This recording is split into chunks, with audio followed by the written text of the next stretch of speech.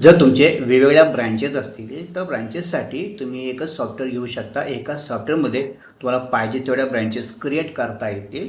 ब्रँचेसला तुम्हाला स्टाफ निवडता येईल किंवा तुम्ही सेम लॉगिनसुद्धा ब्रँचेसला वापरू शकता. फक्त ब्रँचेसचा डेटा वेगवेगळा राहील किंवा डिपार्टमेंट वाईजसुद्धा तुम्ही करू शकता. म्हणजे MSCIT किंवा आपलं GCCTBC वेगळं केलं किंवा अदरचे कोर्सेस वेगळे केले जे MPSCचे नाही आहेत. या पद्धतीने तुम्ही तुमचा डेटा सेपरेट ठेवून त्याचा स्टडी करू शकता. या ठिकाणी बघा इथं सर्व ब्रांचेसचा डेटा एकत्र दिसतोय. हे ॲडमिन आहे. ॲडमिनला सर्व डेटा एकत्र दिसणार आणि ब्रांचला मात्र फक्त त्या ब्रांच पुरताच डेटा दिसणार. मागे 3 वर्षाचा अभ्यास करून आपल्याला नवीन ॲनालिसिससुद्धा करता येईल किंवा आपल्याला टोटल रेव्हेन्यू किती आहे किंवा आपल्याला पिरियडसाठी पाहिजे असेल तर पिरियडसाठी किंवा एखाद्या ब्रांचचा हे सर्व इथं आपल्याला एकाच ठिकाणी पाहता येतं.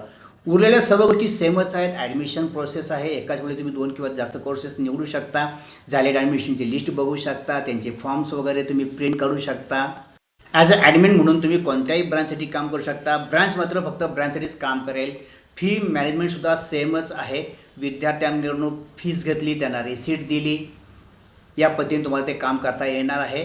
फीज, अटेंडन्स, कोर्सेस आणि यामध्ये सुद्धा विद्यार्थ्यांना स्वतःचं पोर्टल उपलब्ध होणार आहे. आणि त्या पोर्टलवरती तुमचं ब्रँडिंग असेल. विद्यार्थ्यांना डेली मेसेज जाईल किती वाजता तो लॉग इन झालेला आहे. हे आपण पॅरेंट्सला सुद्धा देऊ शकतो. एखाद्या ॲपमध्ये सुद्धा टाकू शकतो.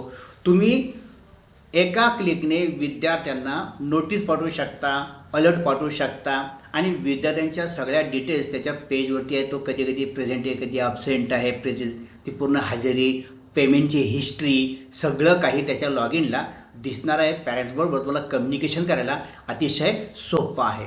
या सॉफ्टवेअरचं नाव आहे institute management software branch wise.